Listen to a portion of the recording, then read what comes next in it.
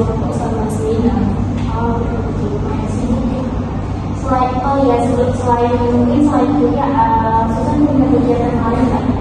Ada Kak, saya ikut organisasi kampus juga, tapi kadang waktunya tuh bentrok sama pas waktu ngerjain tugas. Oke. Berarti aktivitasnya cukup banyak ya Susan. Sebelumnya terima kasih ya sudah meluangkan waktu untuk datang hari ini.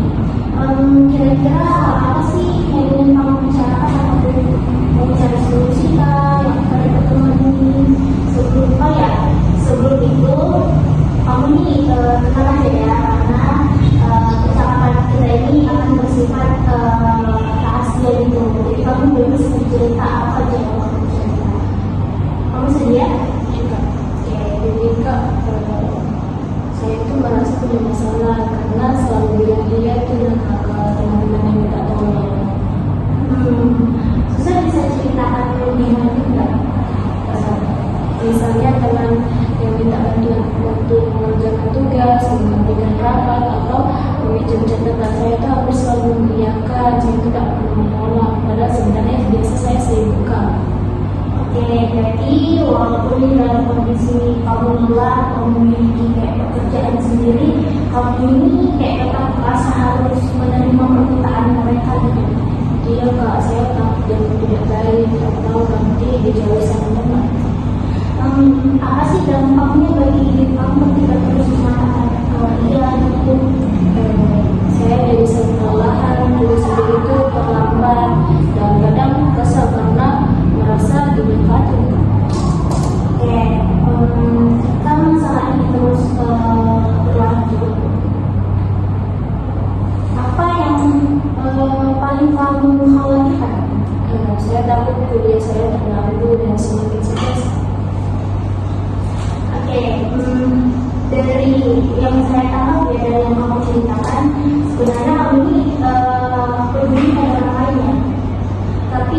Tetapi kamu juga punya kebutuhan yang sering terabaikan juga ya sendiri. Iya Kak, saya merasa seperti itu. Oke, dalam sisi ini, perubahan seperti apa sih yang ingin kamu dapatkan atau kamu capai? Saya ingin bisa melakukan lebih baik tanpa merasa bersalah. Misalkan setelah sesi ini berjalan dengan baik, apa tanda pertama yang menunjukkan bahwa masalahmu mulai baik?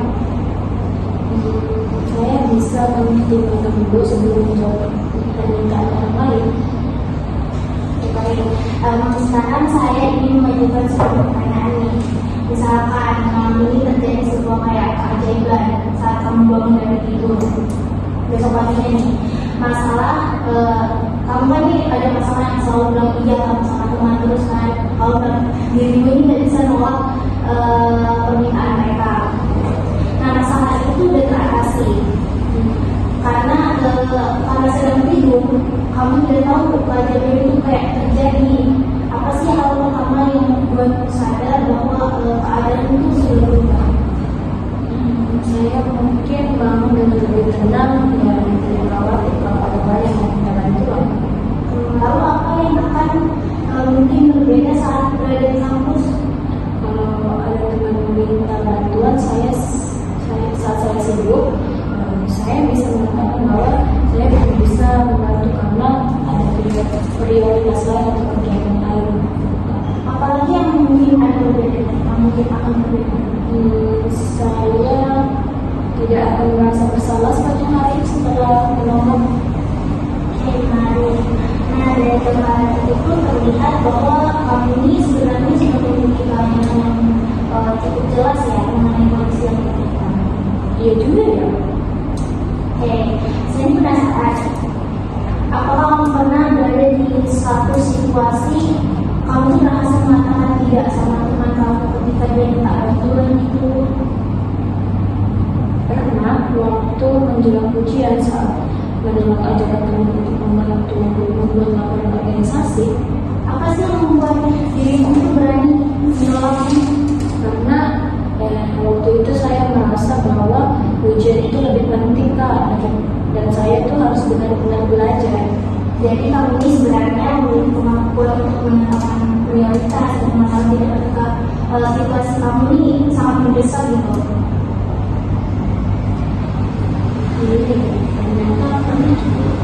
Kalau menurutmu apa sih yang bisa dipelajari dari pengalaman tersebut?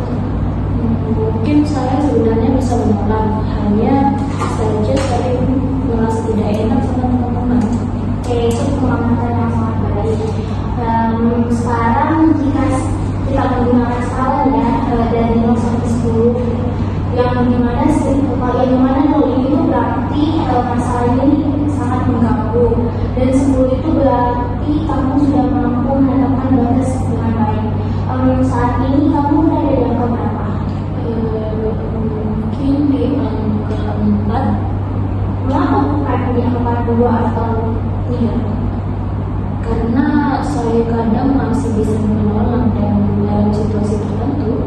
Artinya kamu ini sudah ada kemampuan. Kamu ini sebenarnya sudah ada kemampuan ya. Apa yang membuatmu bisa berada di angka 4 hari ini? Saya mulai sadar kalau kebiasaan ini merugikan diri saya sendiri. Menurutmu langkah kecil apa sih yang dapat membuatmu bergerak dari angka-angka yang tadinya 4 ya menjadi angka 5 misalnya? Saya akan mencoba tidak langsung menjawab ketika ada permintaan. Saya ingin membantu untuk mempertimbangkannya terlebih dahulu. Oke, bagaimana kalimat yang mungkin akan kamu ucapkan? Saya akan bilang, saya cek jadwal dulu ya, nanti saya kabarin. Oke, itu udah bagus Susan. Kalimat itu tetap sopan dan kamu bisa memberikan ruang bagi diri sendiri untuk mempertimbangkan keputusan.